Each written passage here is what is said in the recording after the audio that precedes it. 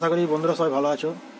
তো আজকে আহুজার একটা এটা 45 ওয়াটের মেশিন, 50 ওয়াট বলে, বহু পুরোনো মেশিন।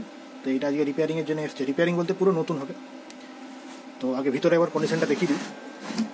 এই হচ্ছে অবস্থা, ড্রাইভার বোর্ড। আর এখানে আউটপুট ট্রান্সফর্মার ছিল, যেটা আমি খুলে রেখেছি। এটা হচ্ছে আউটপুট ট্রান্সফর্মার। আর এইটা হচ্ছে পিছনের দিকের সাইডে দুটো ট্রানজিস্টার। তো যার মেশিন তার দাবি আছে যে এটাকে 80 ওয়াটের মেশিনে কনভার্ট করতে হবে। আর ভিতরে সব কিছু মানে এখনকার মডার্ন মেশিনের মতো দিতে হবে। এতে ব্যাস টেবিল প্যাসিভ আছে, নতুন মেশিনে অ্যাক্টিভ করতে হবে। তো বন্ধুরা, বেশি কিছু এটাই আর কাজ নাই, শুধু ভিতরে ইন্টারনাল যা আছে সব খুলে ফেলে দিয়ে নতুন বসানো হবে। তো ওর জন্য আমি একটা আউটপুট ট্রান্সফর্মার বেঁধেছি।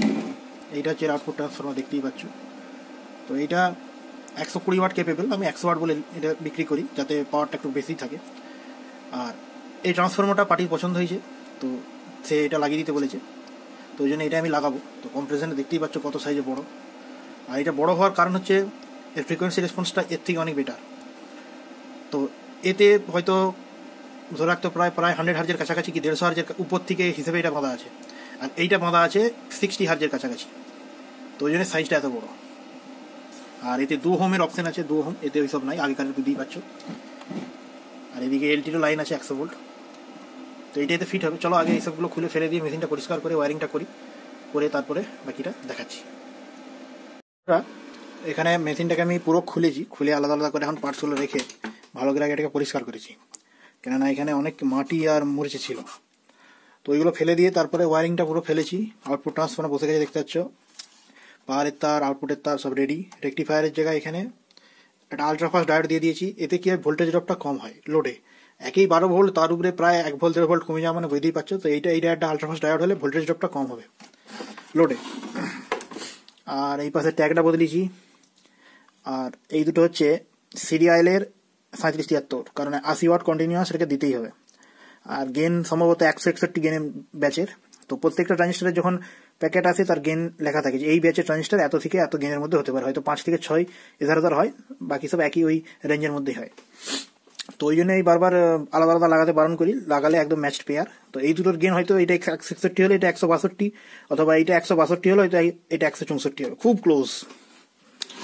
আর এটা রেকটিফায়ার, এই সরি স্টোরেজ ক্যাপাসিটর, টোটাল 4703 দিয়ে আছে।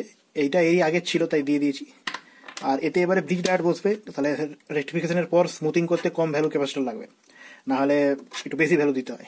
বাকি লোডে এবারে এটাকে তোমার হচ্ছে ড্রাইভার বোর্ডটা বসাবো, বসিয়ে এরপরে সামনে প্যানেলটা লাগাবো। সামনে প্যানেলটাও রেডি হয়ে গেছে। তো যতটা পেরেছি সুন্দর করে করার চেষ্টা করেছি, হয়তো অতটা ভালো না হলেও। এটা তোমার হচ্ছে ইউএসবি প্যানেলটা হবে, আর প্যানেলটার জায়গায় এরকম বড় প্যানেল বসবে। আর এইটা হচ্ছে ওর প্রি অ্যাম্পলিফায়ার বোর্ড। তো আগে যে বোর্ড ছিল তাতে অ্যাক্টিভ বেস টেবিল ছিল নি, এতে অ্যাক্টিভ বেস টেবিল থাকবে। আর ইউএসবির জন্য আলাদা করে একটা ফিল্টারিং সার্কিট প্লাস গেনের দেওয়া আছে। আর এইটা সবেতেই লাগানো যাবে। এই বোর্ডটা আমি ওইভাবেই বানিয়েছি যাতে আমার কাছে এরকম অ্যাম্পলিফায়ার বহু সারানো হয়। তো বন্ধুরা, আমি যতদিন ইউটিউব চ্যানেল দিয়েছি বড় অ্যাম্পলিফায়ার সারানোর ভিডিও আমি দিই না, কারণ বড় অ্যাম্পলিফায়ারে প্রচুর প্রবলেম থাকে। তো কিছু ভাই আমাকে রিকোয়েস্ট করছে বড় অ্যাম্পলিফায়ার সারানোর, যেমন CA20 বা তুমি ডাইনাটেক বলো বা তুমি ইয়ামাহা বলো। তো এদের একটা প্রবলেম থাকে, আমি দেখাবো, বন্ধুরা জিজ্ঞেস করবে যে এইটা কি ওইটা কি, তারপর আবার তাদের একটা প্রবলেম আছে। তো এরকম হয় এই অ্যাম্পলিফায়ারের সঙ্গেও। তো ওই জন্যই বড় অ্যাম্পলিফায়ার ভিডিও বানাই না। তো যেহেতু এবারে রিকোয়েস্ট আসছে, তো চেষ্টা করবো আমি ওই ভিডিও বানানোর। আর স্ট্রেঞ্জারের যে তোমার 500 যে অ্যাম্পলিফায়ার, 700 অ্যাম্পলিফায়ার, ওর একটা ব্রিজ মোডে একটা কনভারসেশন চলছে। তো ওটা দেখা যাক কতদূর কি হয়। আর যেটা output transformer, sorry output driver transformer ছাড়া যায় অ্যাম্পলিফায়ারটা, এই ট্রান্সফর্মার ছাড়া, তো সেটাও রেডি হয়ে এসছে। তো সেটাও এবারে ছাড়বো। তো চলো প্রথমে ড্রাইভার বোর্ডটা লাগিয়ে তারপরে সামনে প্যানেলটা বসাবো, বসিয়ে দেখবো করে দিয়েছি। আর এর সঙ্গে এই থার্মিস্টারটাও লাগানো হয়ে গেছে, যেটা বায়াসটাকে স্থির রাখবে এই ট্রানজিস্টারগুলো হিট হলেও। তো দেখিয়ে দিচ্ছি। তো এইটা হচ্ছে থার্মিস্টারটা, 102 1K থাকে। আর বাকি সব wiring ready, DC wiring ready, output এদিকটা পুরো রেডি। আর এইটা হবে AUXের ইনপুট। আর তোমার হচ্ছে এইটার যে পুরোনো বোর্ডটা ছিল, সেই বোর্ডটা ছিল তোমাদের এবার দেখিয়ে দিচ্ছি পুরোনো বোর্ডটা। তো এইটা ছিল এর পুরোনো বোর্ডটা। এতে এই বোর্ডগুলোতে আগেকারের বোর্ডতে একটা সমস্যা হচ্ছে, এতে অ্যাক্টিভ ব্যাস টেবিল থাকে না। আর আরও একটা বড় সমস্যা হচ্ছে এর কোয়ালিটি এখনের বোর্ডের তুলনায় অতটা বেটার নয়। এতে একটু অ্যাম্পলিফিকেশানগুলো বিভিন্ন মানে কম গেনের থাকে কিছু স্টেজে। আর ওভারঅল এতে মোটামুটি আউটপুট ঠিক থাকবে, এটা লাগালেও সারিয়ে লাগানো চলবে, কিন্তু যেহেতু অ্যাম্পলিফায়ার নতুন হচ্ছে তো এর জন্য আমি একটা আলাদা বোর্ড পুরো রেডি করে দিয়েছি। এইটা হচ্ছে এর বোর্ডটা বসবে একদম আধুনিক যে 12 ভোল্টের যে অ্যাম্পলিফায়ারগুলো হয়, মানে ব্যাটারিতে 12 আর কারেন্টে সাপ্লাই ট্রান্সফার হওয়ার পর সাপ্লাই রেল থাকে প্রায় 24-এর কাছাকাছি। তো অ্যাম্পলিফায়ারটা 12 ভোল্টেও চলবে, 24 ভোল্টেও চলবে, ডিসি লাইনেও আর কারেন্টে তো চলবেই। তো সেইভাবে এটা আমি বানিয়েছি। আর এটা আমি বানিয়েছিলাম একটা অন্য কারণে, আমার এই ধরনের অ্যাম্পলিফায়ার প্রচুর নতুনভাবে তৈরি করতে হয়, তো সেই জন্য আমি একটা মিক্সিং বোর্ড রেডি রাখতে চাইছিলাম, যেটাতে আমি জাস্ট পিসিবিটা গাঁথবো আর অ্যাম্পলিফায়ার লাগাতে পারবো। তো এইটাতে আমি একটা তোমার টোটাল মাইক্রোফোন আছে 1 2 3 4টে, আর এই সেকশনটা হচ্ছে ইউএসবির প্রি অ্যাম্পলিফায়ার। তো এখনও এখানে কিছু রেজিস্টার আমি দিইনি, কারণ প্যানেলটার গেন কীরকম কী রাখবো সেটাকে আমাকে হিসাব করতে হবে, তারপরে আমি এখানে রেজিস্টারগুলো খাওয়াবো। আর এইটা জাস্ট প্যানেল থেকে এসে অডিওটা এখানে ঢুকে যাবে, এটা সিলেক্টার সুইচ হবে, মাইক না অডিও, মাইক না ইউএসবি, আক্স না ইউএসবি সরি, আর এইটা হবে মাইকের। তো যেহেতু অ্যাম্পলিফায়ারে 3টে সকেট আছে তাই একটা চ্যানেল বন্ধ থাকবে, 3টে মাইক্রোফোন, একটা আক্স অথবা ইউএসবি। আর তারপরে এই সিগন্যালটা আবার 3টে স্টেজ হয়ে যাচ্ছে। এটা ফার্স্ট স্টেজ, জাস্ট এর প্রত্যেকটা আউটপুট মিক্সিং হওয়ার পর এখানে রিসিভ হচ্ছে, সেখান থেকে একটু গেন বাড়িয়ে এতে দিচ্ছে। আর এই থার্ড স্টেজটা হচ্ছে বাফার, যেহেতু এইটা তোমার ব্যাস টেবিলের সেকশন আছে তাই এই সেকশনটার আগে এটা হচ্ছে বাফার স্টেজ আছে। তারপর আবার এইটা থেকে হয়ে এটা তোমার টোটাল ব্যাস টেবিলের সেকশন, এখান থেকে হয়ে আবার লাস্ট একটা বাফার যাচ্ছে, বাফার হয়ে আউটপুটটাও ড্রাইভার বোর্ডে যাবে। তো এই লাস্ট স্টেজের বাফারটা সবাই এটা কোনো অ্যাম্পলিফায়ারে তুমি পাবে না হাউজারও। তো এইটা আমি একটা বিশেষ প্রবলেমের জন্য অ্যাড করেছি। তো অনেক সময় হয় কি, যখন অনেক কিছু পার্টস আলাদা আলাদা হয় তখন এই বোর্ডের যে আউটপুটটা যখন আমি ড্রাইভারের থ্রু ফিড করি তখন ভোল্টেজ ড্রপ হতে থাকে, যত তুমি স্লাইডার বাড়াচ্ছ ভোল্টেজটা ড্রপ খায়। তো সেইটা যাতে প্রবলেমটা না হয়, তো সেইটা যতটা মিনিমাইজ করা যায় সেই জন্য আমি এটাকে দিয়েছি। আর এইটা দেওয়ার ফলে আমি এখন যে অ্যাম্পলিফায়ারগুলো বানাই তাতেই ভোল্টেজ ড্রপের প্রবলেমটা থাকে না, একদম ক্রিস্টাল ক্লিয়ার এবং আউটপুট স্টেবিলিটি অনেক বেটার হয়। তো এটা দিতেও পারো নাও পারো, এখান থেকে ডাইরেক্ট আউটপুট তুমি নিতে পারো। আর এখানে ব্যাস টেবিল আছে, আর এইগুলো সব হবে ওই প্রি অ্যাম্পের তোমার হচ্ছে স্টেজের যে গেন থাকে না সেই মিক্সিংয়ের জন্য। তো এই বোর্ডটাতে আমার আরেকটা জিনিস দেওয়া হয়নি, সেটা হচ্ছে এখানে আরেকটু সেকশনটা বাড়বে 78.5 আর একটা ক্যাপাসিটি মাল্টিপ্লায়ার পুরো সেকশনটার জন্য। আর বোর্ডটাকে এমনভাবে বানানো আছে তুমি যদি এই সেকশনটা পুরোটা একটা ফিক্সড ভোল্টেজ রেল থেকে চালাতে তাও চালাতে পারবে এজেনার দিয়ে। তো এটা একটা ইউনিভার্সাল বোর্ড বলতে পারো। তো আমি কিছু বোর্ড আমার নিজস্ব যেগুলো বানানো ব্যাস টেবিল, যেগুলো 12 ভোল্টেও চলবে, 24 ভোল্টেও চলবে এবং মানে পিএ এবং হোম অডিওর জন্য একদম দুর্দান্ত হবে। তা আমার কাছে বাজে, এবার যে যার মতামত আলাদা। আর বহু বন্ধু কিনছে যারা আমার ইউটিউব চ্যানেল দেখে, আর এমনি তো আমার বিক্রি আছেই। তো সেই ধরনের বোর্ড কিছু আমি অনলাইনে বিক্রি করবো ফ্লিপকার্টের থ্রু, তো তারও প্রসেস চলছে। তো তাতে তুমি এই বোর্ডগুলো একদম মানে কমপ্লিট রেডি, একদম কীভাবে কানেকশন করবে ডায়াগ্রাম সমেত পেয়ে যাবে। তো এটার একটা তোমাকে আমি সার্কিট ডায়াগ্রামটা একটু দেখিয়ে রাখি জাস্ট।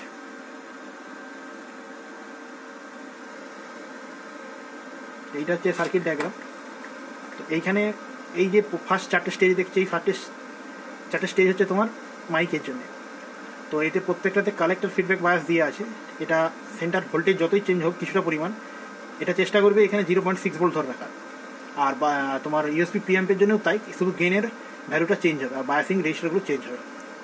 যেহেতু আমাদের এখানে টাইমস 60 টাইমস 80 গেন মানে অতিরিক্ত, এটা আমাদের ম্যাক্সিমাম টাইমস 10 গেন চাই, আর এগুলো সব টাইমস 80 টাইমস 60 যেমন যখন দরকার হয় দিয়ে রাখি। আর ফার্দার বাকি এরপর ওই মিক্সিং সিগন্যালটা 10K থ্রু রেজিস্টার হয়ে যেগুলো সামনে থাকে হয়ে এসে ফার্স্ট স্টেজে ঢুকছে, এখান থেকে গেনটা একটু বেড়ে আবার সেকেন্ড স্টেজে যাচ্ছে, তারপর থেকে বাফার।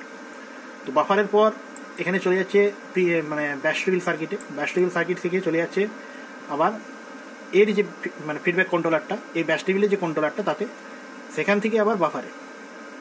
আর এইটার পিসিবি ডিজাইন, তো এই পিসিবিটা আমি গেঁথে বানিয়েছি, তো তোমাদেরকে একটু, তো এইটা আরেকটু বাড়বে। আর এই বোর্ডগুলো আমি সবগুলোই কমার্শিয়ালি অ্যাভেলেবেল করে দেবো যাতে তোমরা কিনতে পারো, বা অনেকে এই অ্যাম্পলিফায়ার বানায় পুরোনো অ্যাম্পলিফায়ার ভেঙে, তো তাদেরকে এইগুলো বানাতে খুব সুবিধা হবে। কারণ মার্কেটে এই ধরনের বোর্ড আছে, মার্কেটের বোর্ডগুলোর সমস্যা হচ্ছে হয় তুমি যেটা চাইবে সেটা পাবে না, আর নইলে আউটপুটের অডিওর আউটপুট সেরকম ক্রিস্টাল ক্লিয়ার হবে না, কারণ সবই কেউ না কেউ কপি করেছে, কারো তার দেখে কেউ কপি, মানে স্পেসিফিক সেই ডিজাইনটার জন্য তৈরি করা নয়। তো আমি সেইভাবে এগুলো বানাই যাতে আমার কাজের অসুবিধা না হয়, দরকারের সময় যেন আমি মানে এই বোর্ডটা লাগিয়ে সেই কাজটাকে তাড়াতাড়ি শেষ করতে পারি। আর এটা 12 থেকে 24 ইউনিভার্সাল, তুমি যা দেবে তাইতেই চলবে, শুধু এতে কিছু জেনার ডায়োড লাগাতে হবে। আর যদি তুমি ভোল্টেজ 24-এর উপরে না যায় তাহলে এতে কিছুই লাগবে না। যদি চাও আরও স্টেবল আউটপুট ভোল্টেজের জন্য এখানে একটা জেনার লাগানো যেতে পারে। তো এই বোর্ডটা আমার এরকম দেখতে হয়েছিল। তো তো দেখতেই পাচ্ছ, তো এইটা নেক্সট যে রিভিশনটা আসবে তাতে আর একটু বড় হবে। এর সঙ্গে তোমার আর একটা ট্রানজিস্টার এই সাইডে বাড়বে, একটা 78.5, একটা ক্যাপাসিটিভ মাল্টিপ্লেয়ার আর একটা জেনার ডায়োডের আলোচনা আলাদা সেকশন। কেউ চাইলে দিতেও পারো, নাও দিতে পারো। তো চলো এই বোর্ডটাকে ফিট করে ফেলি একদম প্লেট সমেত। এই যে প্লেটটা আছে প্লেট সমেত একবার ফিট করে ফেলি। তারপরে লাস্ট স্টেজে এর পাওয়ার ট্রান্সফর্মারটা কীভাবে ডিজাইন করে সেটা দেখব। তো অনেকেরই ধারণা আছে যে যেহেতু এই অ্যাম্প্লিফায়ারটা 80 ওয়াটের হতে চলেছে, একটা 80 VA কি 90 VA ট্রান্সফর্মার দিলে হয়ে যাবে, সেরকম নয়। এই অ্যাম্প্লিফায়ারটার এফিসিয়েন্সির উপর নির্ভর করে যদি আমাকে 80 ওয়াট আউটপুট পেতে হয়, তো সেই হিসেব করে আমাকে এতে লোড ট্রান্সফর্মারটা ডিজাইন করতে হবে। তো আমি কোরের সাইজ একই রেখেছি, এই 16 নম্বর করেই লাগাবো, কারণ আমার 16 নম্বর কোর প্রচুর পরিমাণে আছে, 20 কেজির কাছাকাছি। তো ওই জন্য আমি এখন আমার নিজে যেহেতু ট্রান্সফর্মার বাদি, তো আমি 16 নম্বর কোরটাই বেশি ব্যবহার করি, এটা আমাদের প্রচুর লাগে। তো চলো আগে বাকিটা ফিটিং করে ফেলি। দিয়ে এমনি একটা SMPS, এটা একটা 450 ওয়াটের SMPS। তো এটা থেকে 24 ভোল্ট ফিট করে আগে অডিওটা শুনবো, দেখবো সমস্ত ফাংশন ঠিকঠাক আছে নাকি। যদি সমস্ত ফাংশন ঠিকঠাক থাকে, তারপরে পাওয়ার ট্রান্সফর্মারটা কীভাবে ডিজাইন করতে হয় অ্যাম্প্লিফায়ারের জন্য সেটা তোমাদের কাছে শেয়ার করবো। তো এগুলো কিছু গোপন ব্যাপার থাকে, তো চেষ্টা করবো যতটা ফ্রিলি তোমাদেরকে দেওয়ার। আউটপুট এই পাওয়ার ট্রান্সফর্মারটা বাঁধা হয়ে গেছে, আর একবারে এখানে বেঁধে আমি সব সময় বার্নিশ করে ফেলি প্রতি লেয়ারে, তাতে ভালো করে তারগুলো চিটে আর মালটা অনেক শক্ত হয়। তো এটা পাওয়ার ট্রান্সফর্মারটা, এটা লাগাবো, লাগিয়ে এবার দেখবো। দেখতেই পাচ্ছ আউটপুট ট্রান্সফর্মারটা লাগানো হয়ে গেছে, বাকি সব ওয়ারিং ফায়ারিং ওকে। তো সাউন্ড টেস্টটা আমি ওটা শর্টে দেখিয়ে দেবো, কারণ এতে দিলে কপিরাইট ক্লেম চলে আসে। আর বাকি সব ফিটিং হয়ে গেছে, মেশিনটা এরকম ফিনিশ এসছে লোক। এবার কারেন্ট দিয়ে দেখাচ্ছি।